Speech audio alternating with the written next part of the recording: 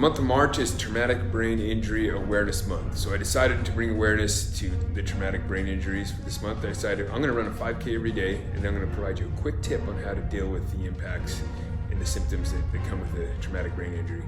So traumatic brain injuries in the US, they say the average, there's like 288,000 a year within the US total. Military, we're looking at about averaging lately over the past years about 17,000. Quick tip I'm going to provide you today is the importance of sleep. Because when you have a traumatic brain injury, it creates inflammation in your head, and your head's on fire, and the immune system is doing all it can to repair the damage.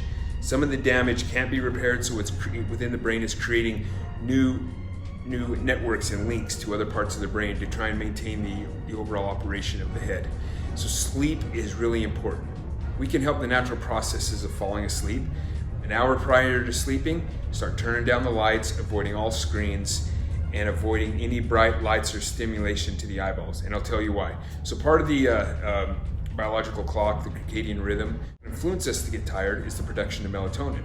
And the way melatonin is produced, it all starts with receptors in the eyes. Once darkness begins to trigger the receptors in the eyes, a signal is then sent to the supraschematic nucleus. And within that nucleus, it then sends signals down to the pineal gland.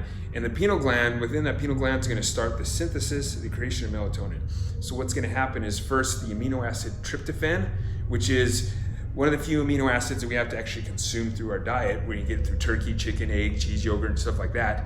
That is then synthesized down to a neurotransmitter that's called 5-HTP. That is then further broken down into serotonin, which is then broken down into melatonin.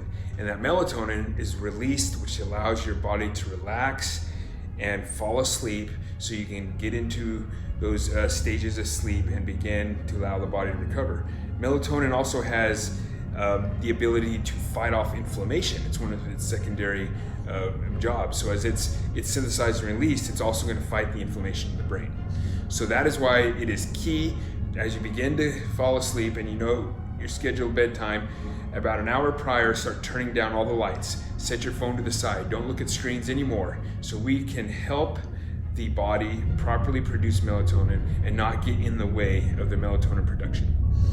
Thanks for joining me tomorrow for my next tip.